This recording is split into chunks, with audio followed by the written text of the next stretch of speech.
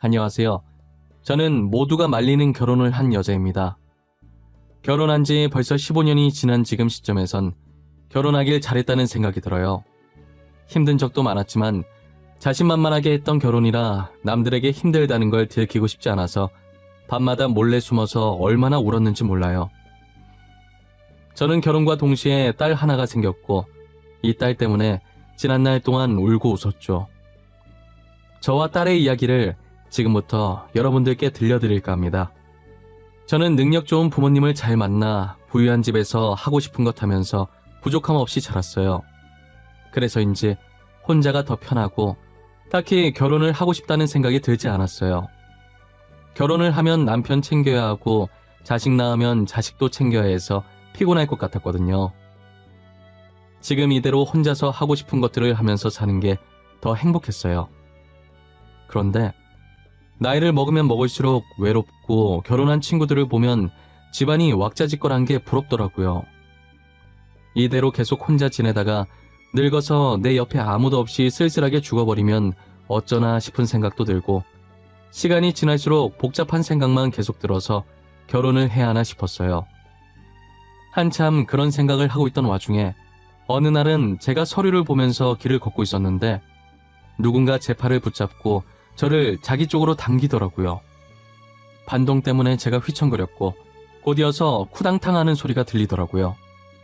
알고 보니 제가 지나던 곳이 공사장이었는데 제 머리 위로 쇠파이프가 떨어지고 있었던 거예요.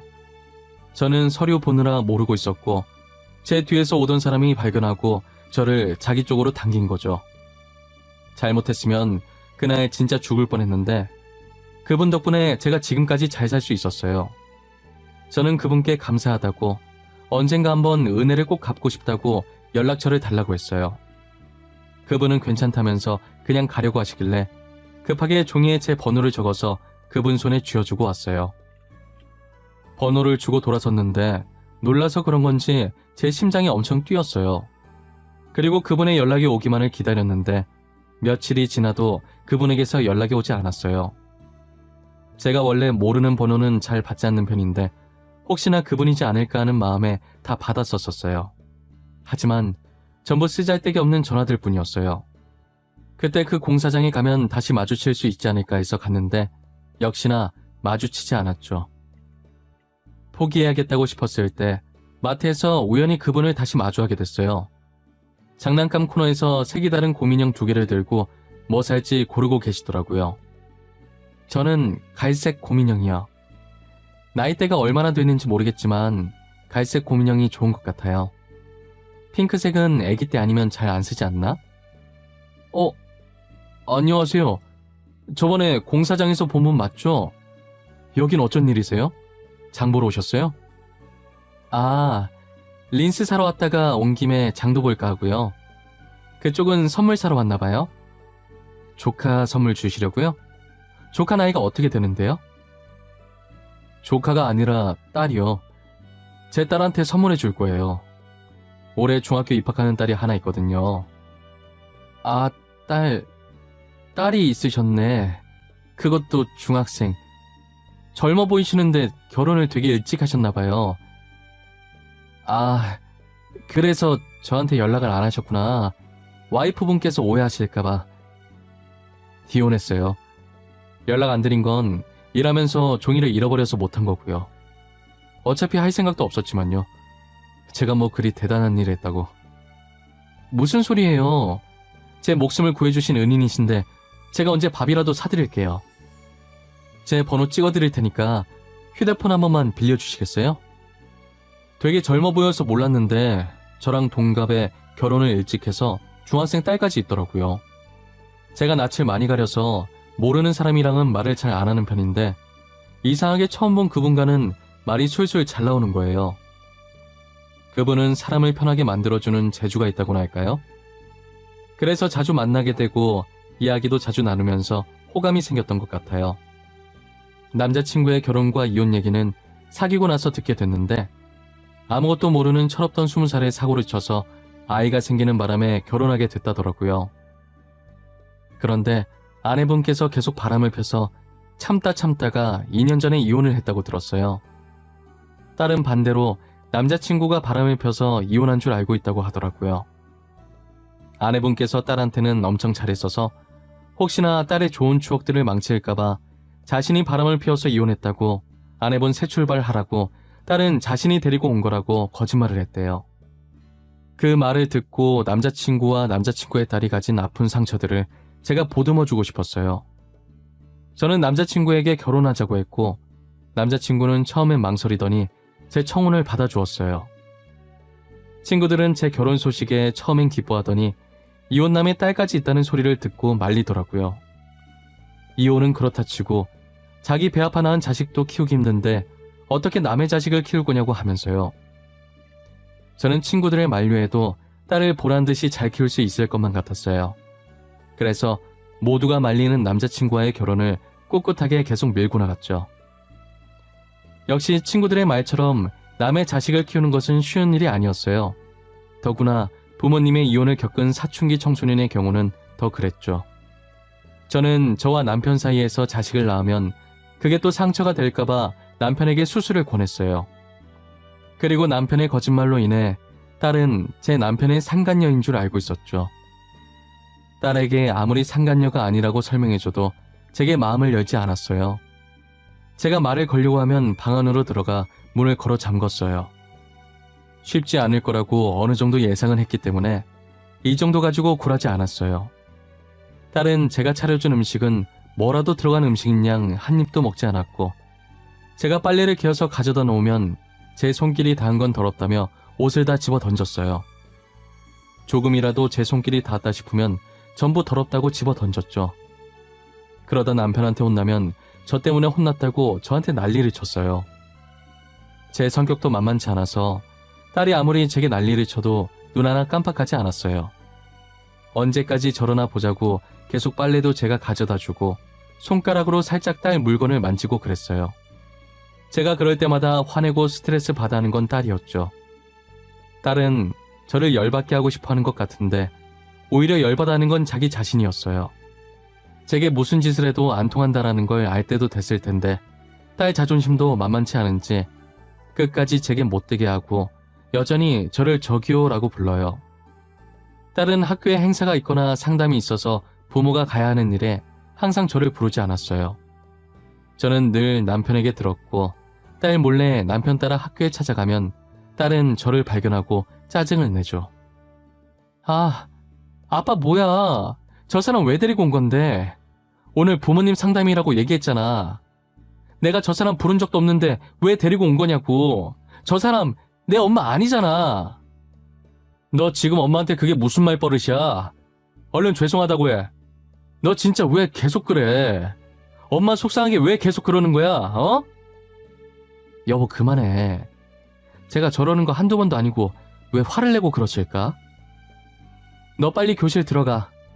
네 말대로 부모님 상담인데 네가 왜 여기 있어? 수업 안 해? 내가 수업을 들어가든 말든 무슨 상관이신데요? 제가 알아서 해요.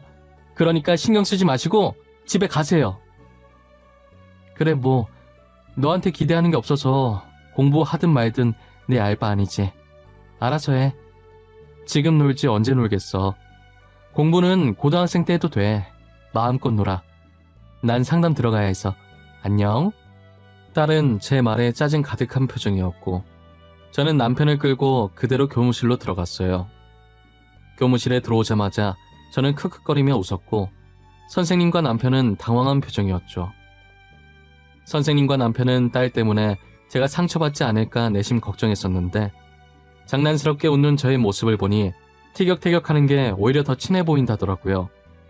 저는 매번 이런 식으로 딸을 골탕 먹이고 딸 반응 보는 낙에 살고 있었어요. 솔직히 상처 안 받는다고 하면 그건 거짓말이겠죠. 저도 사람인지라 딸이 저럴 때마다 어떻게 상처를 안 받겠어요. 제가 딸보다는 한참 어른이니까 상처 안 받는 척하고 사는 것뿐이에요.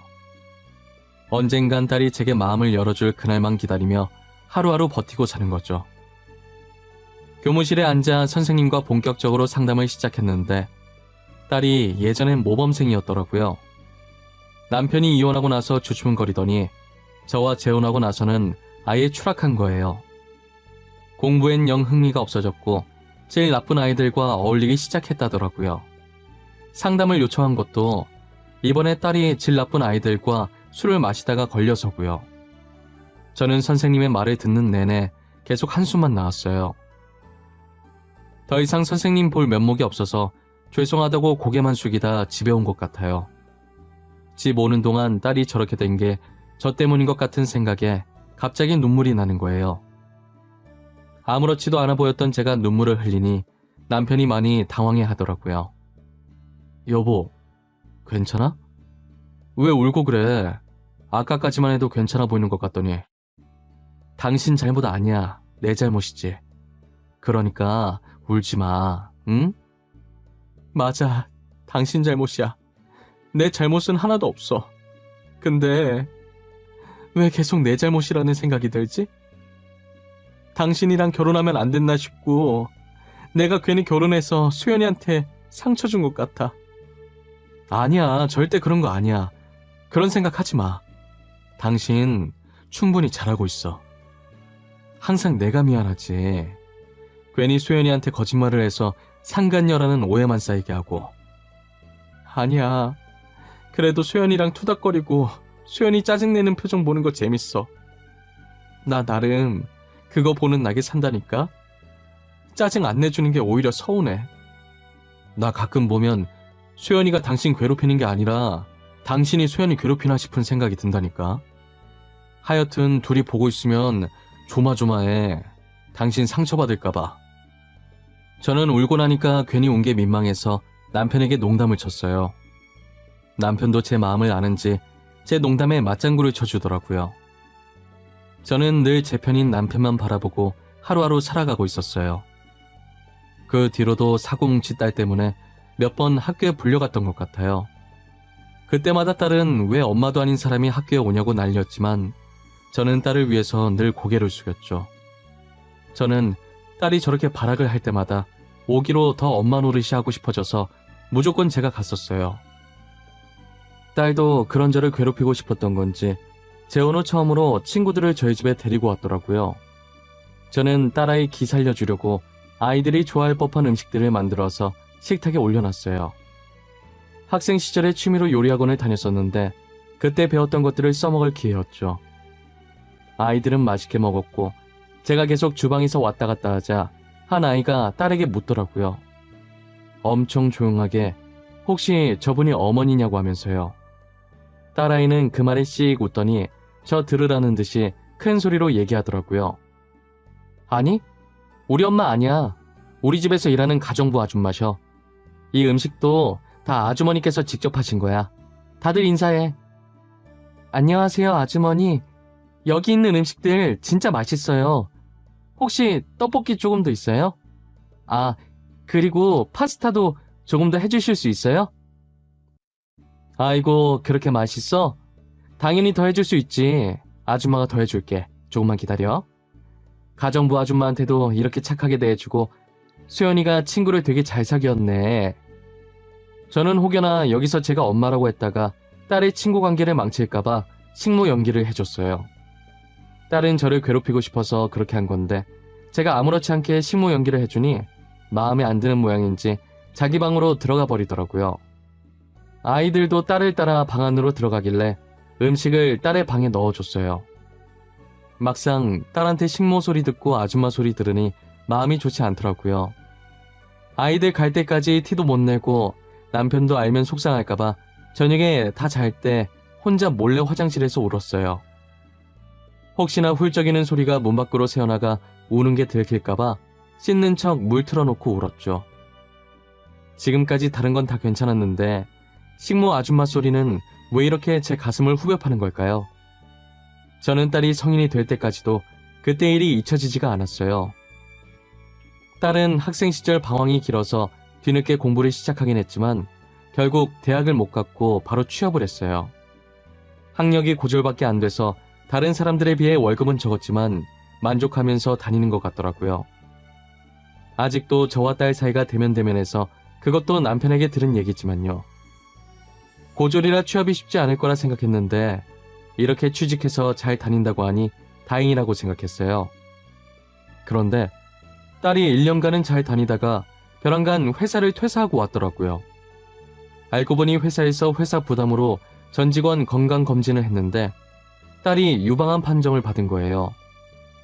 암 크기가 꽤 커서 수술 후 항암 치료가 필요하다고 병원에서 입원을 권유했다더라고요. 입원 기간이 길어서 휴가는 못 쓰고 퇴사밖에 답이 없었던 거예요. 저는 그 얘기도 남편 통해서 듣게 됐다는 게 너무 속상했어요. 하도 딸이 안 들어오길래 남편에게 물어봤더니 남편이 머뭇거리면서 말하더라고요. 딸이 말하지 말라고 했다고 진짜 저한테 말을 안 한 거예요. 저는 처음으로 남편한테 화를 냈던 것 같아요. 수연이가 말하지 말라고 했다고 진짜 말을 안 해? 아니, 당신은 나를 뭐라고 생각한 거야? 나를 수연이 엄마라고 생각하긴 한 거야? 아니지. 나를 진짜 수연이 엄마라고 생각했으면 아니랬겠지. 여보, 그런 거 아니야. 나는 진짜 수연이가 말하지 말라고 부탁해서 어쩔 수 없이 말 안 한 거야. 그리고 당신이 괜히 걱정할까봐 신경 안 쓰이게 하고 싶어서. 그게 당신이 나를 수연이 엄마라고 생각 안 한다는 증거야. 알아?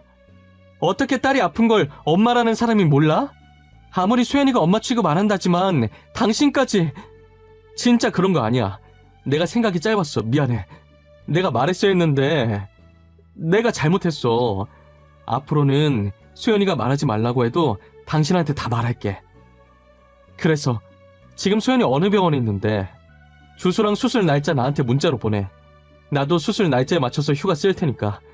그리고 내가 수연이 병간호할 거야. 걱정하지 말라고. 저는 급하게 딸 수술 날짜에 휴가를 잡았고 다행히 병원이 집이랑 가까워서 이번 기간 동안 딸한테 필요할 간단한 짐만 챙겨서 병원으로 향했어요. 딸은 병실 문이 열리고 들어온 사람이 저라는 걸 발견하고는 이불 속으로 숨어버리더라고요. 저는 다 봤으니 나오라고 하면서 침대 옆에 있는 서랍장에 짐을 풀어서 넣었어요. 역시나 딸은 이불을 걷더니 왜 왔냐고 집에 가라고 하더라고요.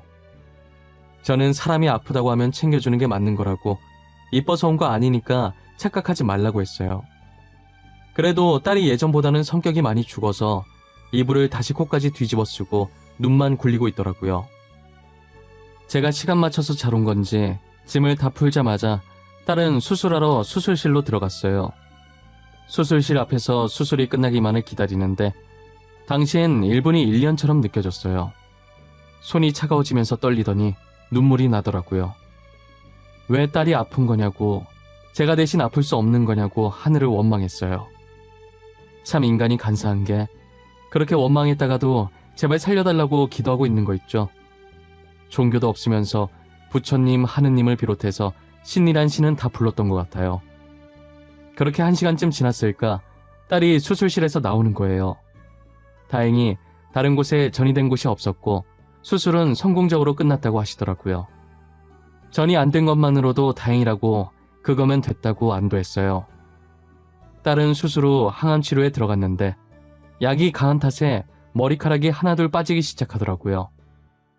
길고 이뻤던 머리카락이 빠질 때마다 딸의 성격은 점점 더 예민해져 갔어요. 저는 딸의 투정을 다 받아주면서 끝까지 옆에서 병간호를 해왔어요. 딸은 제가 자기 투정도 다 받아주고 지극정성으로 자신을 보살피자 제게 마음을 서서히 열더라고요. 저를 부르는 호칭이 여전히 저기요긴 하지만 저를 생각하는 마음이 예전 같지 않다는 건 느껴졌어요. 제게 밥은 먹었는지 피곤하진 않는지 이제껏 한 번도 하지 않았던 질문들도 제게 했죠. 저는 딸의 이 정도 변화에도 정말 감사하다고 생각했어요. 딸은 모든 항암 치료를 마치고 머리카락이 다시 자랄 때까지 자격증 공부를 했어요. 학력도 고졸에 경력도 없다 보니 자격증이라도 있어야겠다는 생각을 한 거죠. 그렇게 3년 후 딸은 그동안 땄던 자격증을 가지고 이전보다 더 좋은 조건으로 취업에 성공했어요.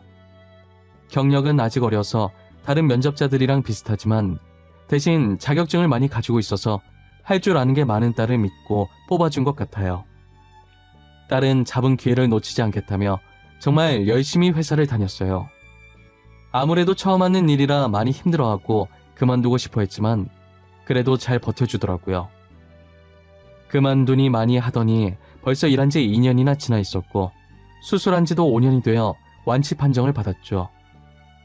완치 판정을 받고 나니 딸은 갑자기 결혼하고 싶다고 말을 하더라고요. 남편과 저는 딸이 만나고 있는 남자가 있는지도 몰랐기 때문에 그게 무슨 뚱딴지 같은 말인가 했죠. 진짜 결혼할 생각인지 딸은 얼마 뒤에 남자친구를 저희 집으로 데리고 왔더라고요. 순해 보이고 실제로도 딸에게 잘하는 게 보이길래 사윗감으로 괜찮겠다 싶었어요. 하지만 하나 걸리는 게 있다면 사위 집안이 사업을 해서 시어머니 될 사람이 되게 깐깐할 것 같은 거예요. 저도 할아버지께서 회사를 운영해 아버지가 그걸 이어받은 덕분에 부유하게 자랄 수 있었지만 당시 저희 어머니께서는 할머니가 너무 깐깐해서 스트레스 많이 받아 했거든요. 딸도 왠지 예비사위 집안에 결혼을 하게 된다면 저희 어머니와 같은 길을 걸을 것 같았어요.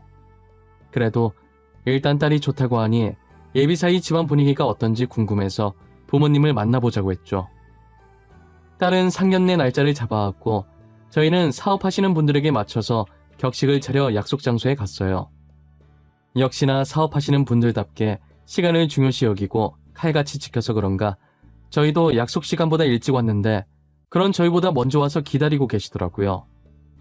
이런 말을 해도 될지 모르겠지만 안사돈 되실 분이 참 성깔 있게 생기셨었어요. 마치 저희 할머니의 젊은 모습을 보는 것 같달까요? 인상으로 사람을 판단하는 것은 정말 잘못된 행동이라는 걸 잘 알지만 예비 안사돈이 입을 열자마자 관상이라는 게 무시를 못하는구나 싶었어요. 먼 길 오시느라 수고하셨어요. 별로 탐탁지 않은 자리이긴 하지만 어찌나 아들이 조르던지 어쩔 수 없이 이렇게 나오긴 했네요. 아, 어쩔 수 없이 나오셨구나. 그런 것 치고는 너무 꾸미고 나오신 것 같은데. 그건 제 기분 탓이겠죠? 하긴 밖에 나오면서 안 꾸미는 사람은 없으니까요. 계모라고 하더니 역시 말투며 행동이며 천박하기 그지없군요. 이래서 재혼 가정이랑은 결혼을 안 시키려고 하는 것인데 거기다 몸에 하자도 있다죠? 지금 뭐라고 하셨어요? 하자? 그쪽은 단어 선택이 너무 천박하시네요. 예절을 안 배우셨나 보다. 하긴 사업을 남편이 하시는데 아는 게 뭐가 있겠어요. 그쵸? 못 배운 티가 이렇게 드러나네요. 뭐가 어쩌고 어째? 이 여자가 진짜 정신 나간 거 아니야? 지금 말 다 했어? 당신 딸 앞길 망치고 싶어서 환장한 거야? 내가 누군지 알고 지금 이딴 식으로 행동하는 거야? 아니, 나 말 다 안 했어. 미안한데 자식 앞길 망치는 건 내가 아니라 당신인 것 같은데 이런 식으로 밝히고 싶지 않았는데. 안녕하세요 대표님, 땡땡건설 부사장 김수희입니다. 사실 저희 할아버지는 지나가는 사람들도 알 정도로 유명한 건설회사의 회장님이셨어요. 지금 회장은 저희 아버지시고 사장은 저희 삼촌의 부사장은 저였죠. 저는 얼굴 드러나는 걸 별로 좋아하지 않아서 사장 자리에 앉히려는 걸 부사장으로 합의 본 거예요. 저희 직원들 말곤 저를 본 사람이 아무도 없어서 다른 사람들은 회장 딸이라고 해봤자 이름 정도만 알고 있었죠. 그런데 이름도 특이한 게 아니라서 제가 그냥 막 돌아다녀도 회장 딸이라는 걸 아는 사람이 별로 없었어요. 보아하니 예비 사돈께서 가끔 저희 아버지 회사에 찾아오는 업체 대표님이신 거예요. 제가 통성명을 하고 악수를 청하자 놀라서 수저도 다 떨어뜨리고 급하게 손을 닫고 제 손을 맞잡더라고요. 예비 사돈이 그런 반응을 보이니 당연히 다른 사람들은 다 어리둥절하고 있었죠. 특히나 예비 안사돈의 표정이 제일 압권이었어요. 예비 사돈은 얼른 사과하라고 예비 안사돈의 팔을 툭툭 쳤어요. 사태 파악이 안 된 예비 안사돈은 자기가 왜 사과를 하냐며 마지막 발악을 했죠. 본인 회사 투자해 주시는 분의 딸이라고 하자 예비 안사돈이 놀라서 고개를 숙이더라고요. 죄송합니다 사돈, 제가 무례를 범했네요.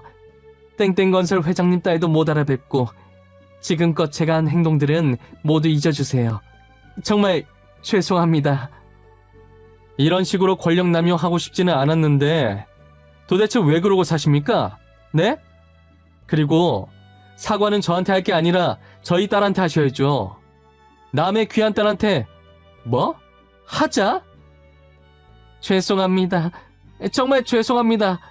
소연아, 너한테도 정말 미안하구나. 제가 제일 싫어하는 게 뭔지 아세요? 그쪽처럼 약한 사람한테는 강하고 강한 사람한테는 약한 거예요. 사람이 한결같아야지 이렇게 앞뒤가 달라서야. 결혼은 없던 걸로 할게요. 그럼 저희 먼저 일어나 보겠습니다. 제 마음대로 파혼하겠다고 선언한 뒤 딸의 손을 잡고 식당에서 빠져나왔어요. 저는 딸한테 한 소리 들을 것 같아서 나오자마자 멋대로 파혼시켜서 미안하다고 했어요. 딸은 잘했다고, 자기도 이 결혼 하고 싶지 않았다고 하면서 웃더라고요. 그러더니 한참 머뭇거리다가 잡고 있던 손에 힘을 주더니 엄마라고 하는 거예요.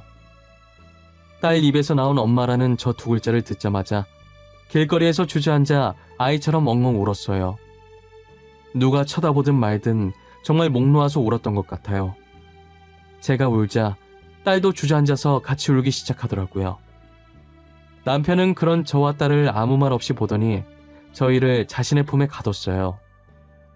딸이 그동안 못살게 굴어서 미안하다고, 잘못했다고 용서해달라고 하더라고요. 저는 자식 미워하는 부모가 세상에 어디 있냐고 용서할 곳도 없이 이미 다 잊었다고 했어요. 나중에 들은 건데 딸은 제가 상간녀가 아니라는 걸 알고 있었대요. 고등학생 때 우연히 친모와 외간 남자가 같이 있는 사진이 발견됐는데 사진 밑부분에 찍힌 날짜가 자신이 10살 때였다고 하더라고요. 그래서 그때 바람을 피운 건 남편이 아니라 친모였다는 걸 알게 된 거죠. 하지만 그간 자기가 한 행동이 있어서 차마 저를 엄마처럼 대하기가 힘들었다더라고요. 먼저 사과를 하기에도 용기가 안 났고 그래서 성질을 조금씩 죽이는 방법을 택했던 거래요.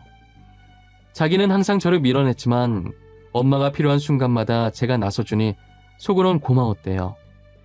그리고 이번에도 친엄마처럼 든든하게 자기를 지켜줘서 자기도 용기 내서 사과를 했다더라고요.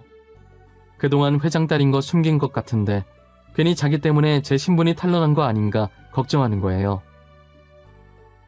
엄마, 아까 들어보니까 그동안 회장딸인 거 숨긴 것 같던데 저 때문에 괜히 신분만 탄로난 거 아니에요? 죄송해요. 됐어. 얘는 뭔 쓸데없는 걱정을 하고 있어. 내 걱정 말고 너는 네 건강부터 챙기고 그러고 나서 제대로 된 집안의 남자 좀 만나. 남자 보는 눈이 이렇게 없어서야 원. 엄마 좀 닮아봐. 어? 이제 좀 엄마 같네요. 저는 엄마가 평소처럼 저한테 틱틱거리는 게 훨씬 좋아요. 아까처럼 막 닭살 돋게 울면서 그런 거 말고요. 아니, 울린 사람이 누군데 그래. 지도 울어놓고 진짜 웃기다. 그치 여보? 뭐야? 당신 울어? 아니 이 양반은 우리 실컷 울 때 안 울다가 갑자기 왜 지금 운대? 이미 저희는 다 울고 그쳤는데 남편은 저희 대화를 듣다가 이제야 한 가족 같다며 느닷없이 혼자 울더라고요. 딸은 남편을 보고 웃더니 이 순간을 간직해야 한다면서 3명 모두 눈이 뻘건 상태로 사진을 찍자는 거예요. 저희는 또 딸의 말에 좋다면서 딸이 카메라 들이미는 대로 포즈를 취하고 사진을 찍어줬어요. 사진을 확인하는데 남편 말대로 많이 늦었지만 이제야 제대로 된 가족 같더라고요. 딸은 그동안 못살게 굴어서 미안하다면서 앞으로 하나씩 갚아나갈 거니 오래오래 살아달라고 하더라고요. 제가 벽에 똥칠할 때까지 살 거라고 장난치니까 딸은 그 똥 다 닦아줄 수 있으니까 제발 오래 살아만 달라고 했어요. 자신 때문에 일부러 아예 안 가진 것도 안다면서 자기가 진짜 제 친딸이 되겠다고 하는 거예요. 말이라도 그렇게 해줘서 고맙다고 했었는데 지금도 여전히 애교 넘치는 딸로 제 옆을 지켜주고 있어요. 맨날 첫날 티격태격거려서 이렇게 애교가 넘치는 딸인지 미처 몰랐었죠. 현재는 딸이 저를 더 좋아해서 옆에서 안 떨어지려고 해요. 전 남자친구 있고 새 남자친구 만들려고 했더니 연애할 마음이 사라졌다고 시자 붙은 사람들은 다 똑같다면서 결혼을 안 하겠다고 하더라고요. 솔직히 저야 딸이랑 살면 좋았지만 괜히 놀리려고 나는 혼자 살고 싶다고 말했어요. 그러면 또 딸이 입을 삐죽 내밀면서 무어라 궁시렁거리는데 그 모습이 얼마나 귀여운지 몰라요. 저는 딸이 결혼을 하든 안 하든 이대로가 너무 좋고 지금처럼 딸과 티격태격 장난도 치고 같이 쇼핑도 가고 좋은 곳에 놀러도 가고 행복하게 지냈으면 좋겠어요. 진작에 이렇게 살았으면 더 좋았을 텐데 하는 아쉬움이 들긴 해요. 사진 앨범을 뒤져보면 남편과 저 혹은 남편과 딸이 찍은 사진밖에 없으니 말이에요. 이제야 사진 앨범에 저희 가족 사진이 들어갔는데 하필 그게 울어서 눈 시뻘개진 채로 찍은 사진이네요. 저는 가끔 그 사진을 보면서 아직도 그때의 순간이 생생하게 기억나 피식거리며 웃고 있어요. 딸은 그 사진을 조그맣게 인화해서 지갑에 넣고 다니더라고요. 이쁜 사진도 아닌데 왜 들고 다니냐고 했더니 일하면서 힘들 때마다 그 사진 보면서 웃는다고 하면서요. 딸이 해맑게 웃는 모습을 보니 앞으로도 우리 가족 늘 웃는 일만 가득했으면 좋겠네요. 저도 이제는 과거에 고생했던 것들을 잊고 남편과 딸과 함께 행복한 인생을 보내고 싶어요. 그러니 제 사연을 듣고 계신 여러분들도 저희 가족의 앞날을 응원해 주시면 감사할 것 같아요. 저는 여러분들의 앞날에도 늘 꽃길만 가득하시리라 믿어 의심치 않으니 하시는 일이 있으시면 항상 그랬듯 지금처럼 열심히 하시라고 바라시는 일 있으시면 꼭 도전해 보시길 바랄게요.